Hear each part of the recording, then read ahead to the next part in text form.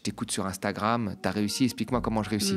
C'est faux, c'est des conneries ça. On a eu une parenthèse où des gens, en bas de l'échelle sociale, des ouvriers, etc., ont pu avoir accès à la propriété, ont pu partir en vacances, ont pu se nourrir convenablement, ont pu avoir du chauffage. Ce modèle est attaqué.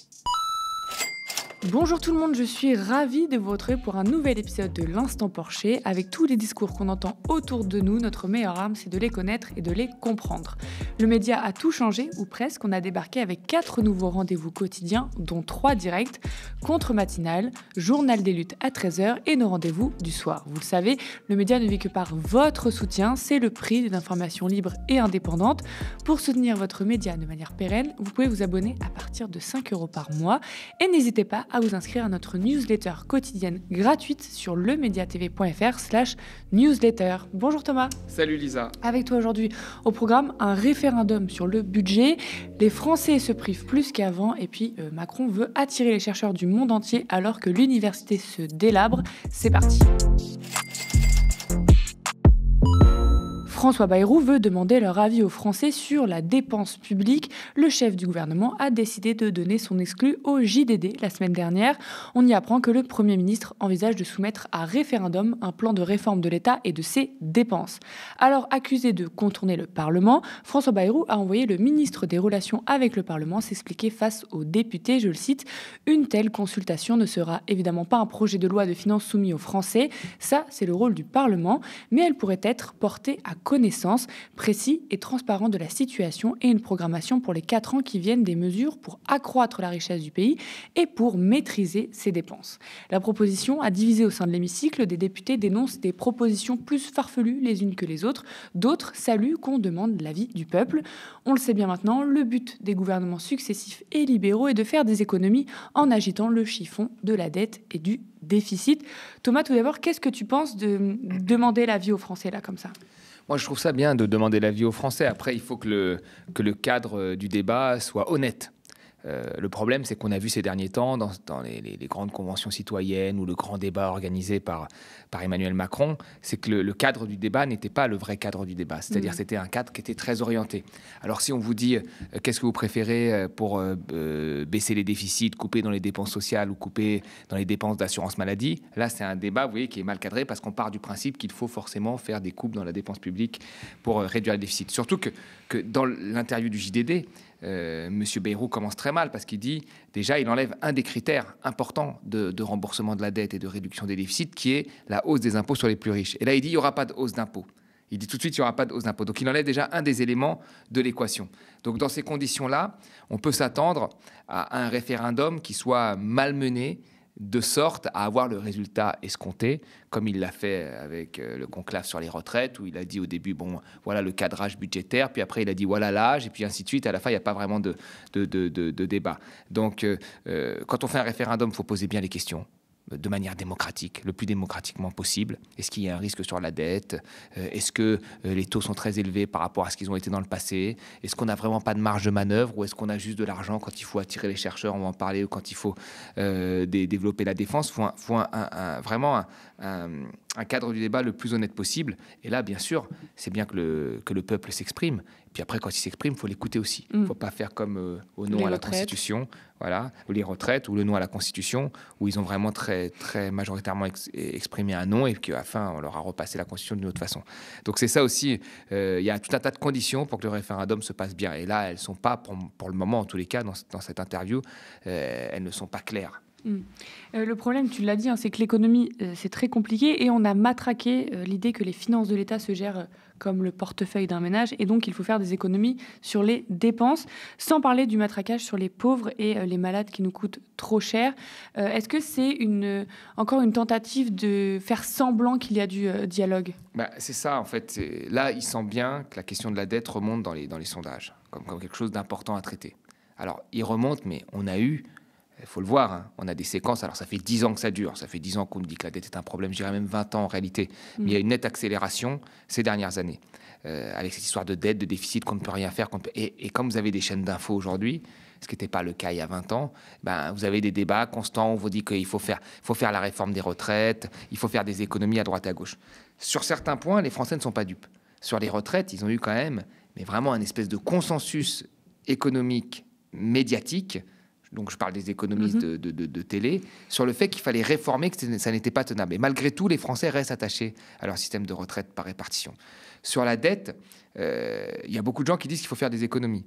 Mais après, je pense que les gens ne perçoivent pas les économies. Quand ils disent des économies, ils pensent des économies du gouvernement, c'est-à-dire du rythme de vie de l'Assemblée, du Sénat et du président de la République. Pourquoi pas ?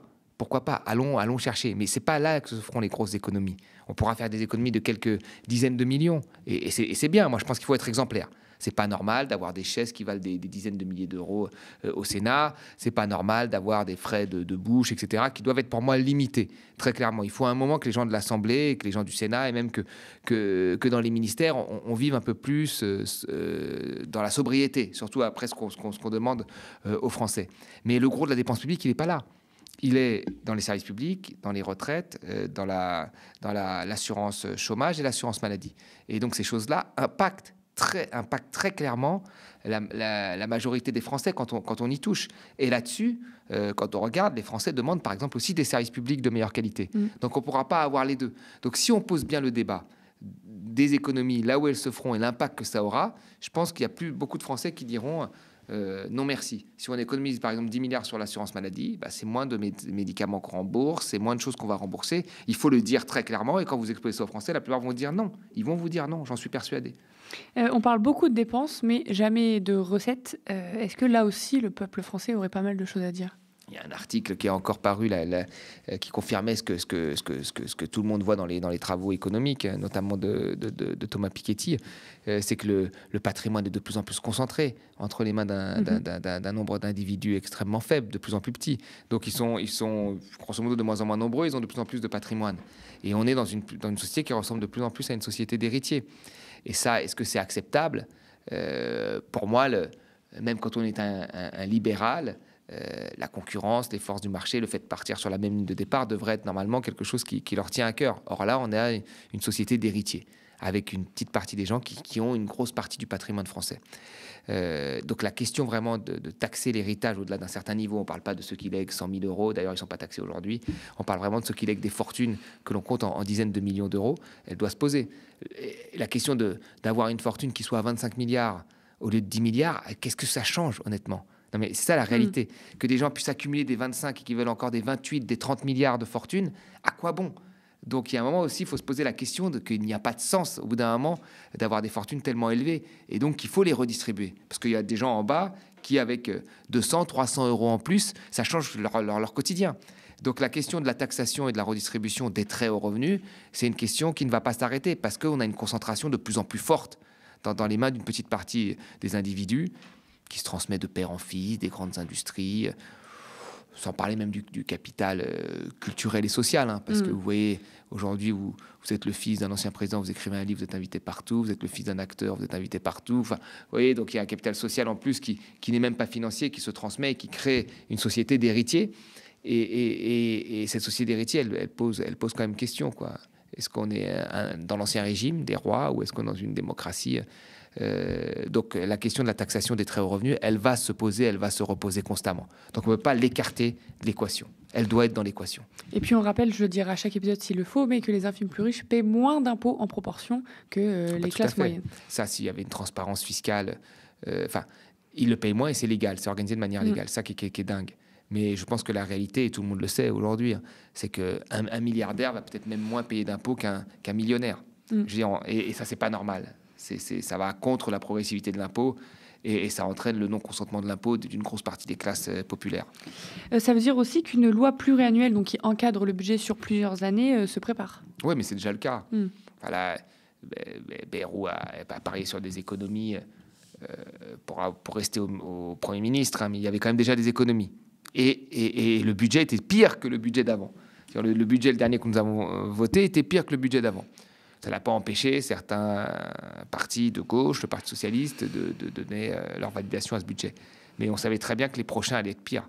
Et là, le prochain, il est déjà sur des économies beaucoup plus élevées, dans une période où la croissance est faible, où la situation internationale est instable, et où tout le monde dit qu'il y aura un impact sur l'activité. Et qui dit impact sur l'activité dit licenciement favorisé, chômage, moins d'embauches pour les jeunes qui arrivent sur le marché de l'emploi. Et donc, nous allons créer de toutes pièces, finalement, une crise pour rembourser un déficit qui ne dérange finalement personne, si ce n'est nos partenaires européens avec qui nous pouvons négocier et discuter. Voilà, donc c'est ça le but, c'est plutôt d'aller discuter, de demander un étalement de la réduction des déficits. Mais après, les marchés ne sont pas du tout inquiets et notre dette reste toujours très demandée par les investisseurs. Tu introduis ce que j'allais dire, mais on a appris qu'une personne sur 8 est en situation de privation matérielle et sociale en France en 2024. C'est la dernière étude de l'INSEE donc, qui vient de sortir. 12,7% plus précisément. C'est plus qu'entre 2013 et 2020. Les privations de protéines et de chauffage sont bien plus fréquentes qu'il y a 10 ans. Thomas, on assiste à plusieurs records, les records de dividendes, etc. On voit que les records ne sont pas les mêmes suivant les catégories de la population française. Écoutez, on a eu, et vraiment il faut que les gens aient vraiment ça en tête, on a eu une parenthèse dans l'histoire de ces 3-4 derniers, c'est même pour prendre l'histoire de l'humanité depuis le début. On a eu une petite parenthèse où des gens, en bas de l'échelle sociale, des ouvriers, etc., ont pu avoir accès à la propriété, ont pu partir en vacances, on peut se nourrir convenablement, on peut avoir du chauffage. Cette période-là, c'est les 30 Glorieuses. Voilà, depuis les années 80, alors cette période-là a permis de réduire très fortement les inégalités et de créer ce qu'on a appelé une classe moyenne. C'était ça. Et c'était ça, en fait, le deal de nos sociétés occidentales contre l'URSS, c'était d'arriver à être riche tout en créant une classe moyenne, c'est-à-dire à redistribuer les fruits de la création de la richesse et à offrir aussi des services publics et on va dire des amortisseurs sociaux. Depuis les années 80, ce modèle est attaqué. Et nous revenons, alors nous revenons pas, mais nous y allons quand même dans cette direction, à un monde qui va être de plus en plus inégalitaire. Et il faut lutter contre ça. Parce que sinon, on va revenir à ce monde qui était le monde du début du XXe siècle, de la fin du XIXe siècle, avec très peu de riches et une grosse masse de gens pauvres. Et aujourd'hui, les sociétés riches, Royaume-Uni, États-Unis, France, européennes, même si elles restent des sociétés parfois plus égalitaires que des pays émergents, vont dans cette direction. Et l'Europe, qui reste quand même la société où il y a le moins d'inégalités dans le monde, va dans cette direction. Plutôt que de se dire, nous allons préserver ce modèle, qui est une chance, qui est géniale, c'est-à-dire que nous avons réussi à créer finalement un modèle où nous avons une classe moyenne dans beaucoup de pays européens. Et bien nous sommes en train, ça dure depuis une trentaine d'années, mais là ça s'accélère très nettement depuis 2008, la crise a été une opportunité pour aller dans ce sens-là. Nous avons les inégalités qui augmentent partout. Et aujourd'hui, l'étude de l'INSEE le dit, c'est-à-dire qu'un ouvrier, la catégorie ouvrier, employé, a du mal à s'en sortir. Et je veux dire, même certains cadres, parfois qui débutent, n'ont pas la vie, c'est pas les gagnants de la mondialisation, les cadres comme on nous les a présentés. Galèrent, ont des petits appartements, et ça peut être plus compliqué. Ils ne sont pas dans des situations de privation. Parce qu'ils sont déclassés. Mais ils sont déclassés complètement. Déclassés depuis 15 ans complètement. Donc ça touche tout le monde. Ça touche tout le monde. Donc là, c'est un combat, mais c'est vraiment un combat sur l'organisation des modes de production, le partage de la richesse, la différence entre les salaires des grands chefs d'entreprise et le salaire moyen dans une entreprise, le partage de la valeur créée dans l'entreprise, et de l'autre, la taxation des très hauts revenus pour assurer une base de services publics aux plus pauvres. Et ça, c'est un combat vraiment politique. C'est pas un combat de « donne-moi la formule secrète pour réussir ». Je t'écoute sur Instagram, t'as réussi, explique-moi comment je réussis. C'est faux, c'est des conneries, ça. C'est un combat vraiment politique. Comment on fait pour qu'aujourd'hui, avec un métier normal, enseignant, employé, on puisse avoir une vie normale, subvenir à ses besoins, pouvoir partir en vacances. C'est ça le vrai combat. C'est le résultat direct de la politique libérale et de la mondialisation menée depuis 30-40 ans. Tout à fait. Avec une nette accélération ces derniers temps, parce que là, on tape en fait dans tout ce qui... Enfin, on a permis de rendre on l'a dit plusieurs fois dans cette émission, les travailleurs sont plus insécurisés qu'avant. Ils peuvent être plus facilement licenciés. On a des salaires, on l'a vu avec l'inflation, qui ont mis du temps, énormément de temps, et qui sont en phase de rattrapage encore aujourd'hui par rapport à la hausse des prix. Et on a tout un tas de de dépenses contraintes qui ont augmenté. Les prix de l'électricité ont augmenté, on a des téléphones portables, le prix des carburants a augmenté, ainsi de suite, le prix de la voiture a augmenté. Et donc le pouvoir d'achat diminue. Et les situations pour les 10% les plus riches sont de plus en plus complexes. Choose Europe for Science. Lundi dernier, 5 mai, à la Sorbonne, Emmanuel Macron et Ursula von der Leyen ont appelé les chercheurs menacés par l'administration Trump à se réfugier en Europe. Le président de la République française a même promis 100 millions d'euros pour attirer les chercheurs. Alors que l'université, ses professeurs et ses étudiants crient et multiplient les alertes pour des moyens depuis des années en France, Emmanuel Macron parle enfin d'investissement. pour aller chercher des chercheurs étrangers. Le chef de l'État s'est félicité de l'augmentation des crédits alloués à l'enseignement supérieur et a mis en avant l'augmentation du budget depuis 2020, passant de 25,49 milliards d'euros à 26,7 milliards d'euros en 2025. La présidente de la Commission européenne a de son côté appelé à atteindre l'objectif de 3% du PIB pour l'investissement dans la recherche d'ici 2030. Thomas, est-ce que être une terre d'accueil pour les pays comme les États-Unis où la recherche est censurée, est-ce que de base c'est une bonne initiative ? Alors oui, en fait, en réalité, vous savez, il y a déjà des chercheurs américains qui viennent en France, qui font ce qu'on appelle des visiting dans le monde de la recherche, qui viennent passer 6 mois en France. La plupart des chercheurs en France ont des co-auteurs américains ou des co-auteurs étrangers parce que les publications académiques sont majoritairement des publications anglophones. Le marché de la revue américaine et anglo-saxonne a pris vraiment, est quasiment en monopole dans les meilleures revues au niveau mondial. Donc tout le monde a des partenariats avec l'étranger. Tout le monde, je veux dire, naturellement, un chercheur est ouvert sur le monde et peut faire venir parfois ses co-auteurs, etc. Moi, par exemple, j'ai des co-auteurs grecs, du Nigeria, du Maroc, de la Tunisie. On a tous des co-auteurs dans le monde entier, des Suisses, etc. Donc on est plutôt, on va dire de manière générale, si les moyens sont là, on serait plutôt OK pour accueillir des chercheurs américains. On serait même très content qu'ils viennent. Le problème, c'est quoi ? C'est toujours la même chose. C'est-à-dire qu'on va vous expliquer, sur un autre sujet, par exemple, on va vous expliquer qu'il faut faire des réformes sur les vieux, les retraites, des réformes sur l'assurance maladie, des réformes sur les chômeurs. Et puis, du jour au lendemain, on va dire il faut investir 80 milliards dans la défense. Et là, les gens vous disent « Attends, c'est pas possible. Vous êtes à grappiller 500 millions, 1 milliard par-ci, par-là sur des médicaments, etc. Mais quand il s'agit d'aller dans la défense, on sort des milliards. » Et c'est pareil pendant le Covid. Le Covid, on se dit, bon, c'est très bien ce que Macron a fait. Mais là, il a sorti des milliards pour soutenir les entreprises, etc.